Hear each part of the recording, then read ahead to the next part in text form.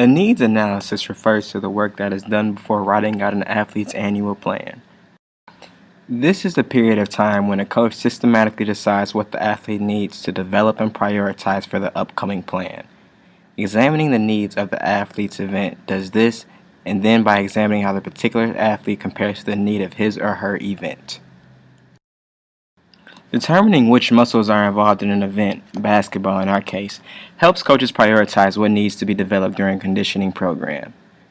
We know that in general with basketball you use lots of lower body. This would include the quads, the hamstrings, even the calves.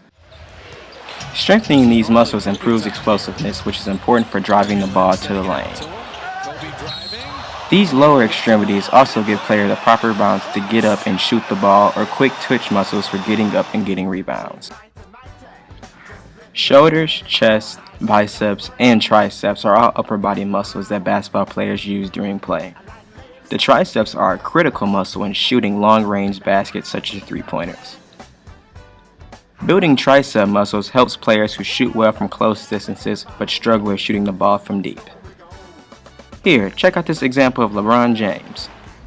Brick.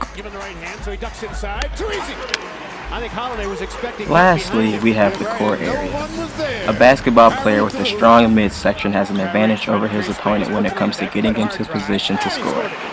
The abdominal, obliques, and lower back muscles provide the foundation for changing directions and making sharp cuts. This is critical for driving with the basketball to the basket or attempting to move without the ball by a series of cuts. A strong core can also help players on the defensive side when it comes to defensive stands and maintaining their position.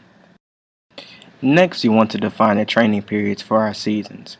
First, we have basic and strength endurance, then pre-competition, followed by early competition, high competition, and the last stage, recovery. He specializes in plyometrics and speed and agility, and also with basic strength and endurance, getting to know the athlete as well as working on technique is very important. This stage typically tends to last between 10 to 12 weeks for high schoolers, and strength is a focus. You also have improved aerobic functions that will enhance recovery. During this stage, you also want to work on a lot of skill developments like passing drills, shooting drills, rebounding drills, ball handling drills, things just to make your athlete a better basketball player. Next off, we have the pre-competition stage.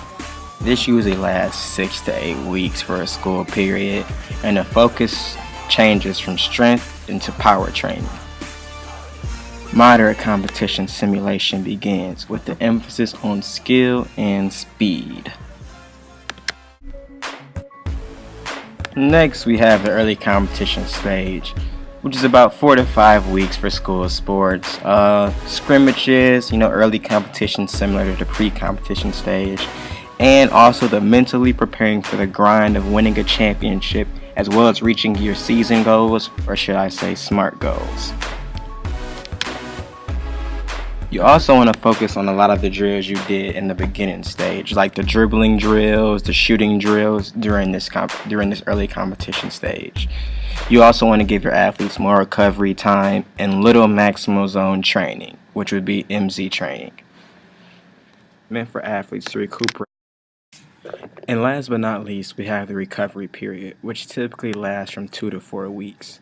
This recovery period is meant for athletes to recuperate from the long season and get their body right, or ready for the upcoming season. For each training period, make sure the intensity level varies on a week-to-week basis. You want to push them hard on occasions, but not every week, so that way you don't tire out your athlete.